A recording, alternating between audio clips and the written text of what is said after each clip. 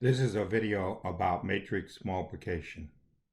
When we multiply matrices, the dimensions of the one's heading and the second one's row must agree. The final dimensions will be the first one's row and the second one's heading. The product is where we take all row 1 times column 1, all row 1 times column 2, all row 1 times column 3, all row 1 times column 4. Then we take all row 2 times column 1, all row 2 times column 2, all of row 2 times column 3, and all of row 2 times column 4. This means the sum of all the respected elements in a row times all the respected elements in the column is a single element in the result matrix. Informally, we write the product like this. Formally, the first row 1 times column 1 is written like this. Row 1 times column 2 is written like this, etc. Let's look at this practical example. Here we have the contract for refrigerators, the order for the factory in the city, and the retailer paid amount for the factory in the city.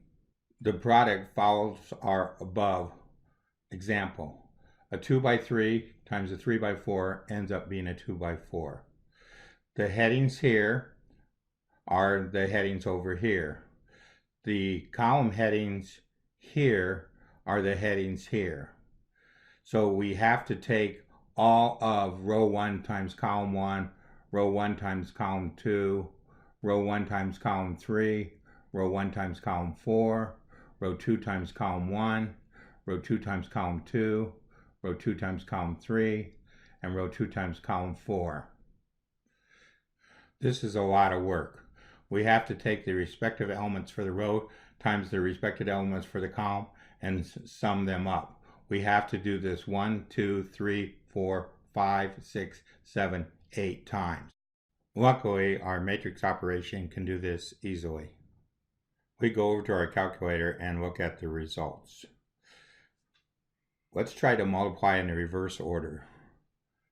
Alpha M2 times alpha M1.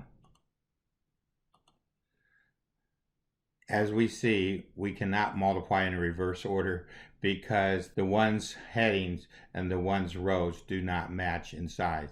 So we get an error in valid dimension. With this one example, we have shown that the commutative property for multiplication of matrices does not hold. As long as the dimensions match up, the multiplication property of matrices are listed below. The associative property holds, the left and right distributive property holds. This ends our lesson on matrix multiplication.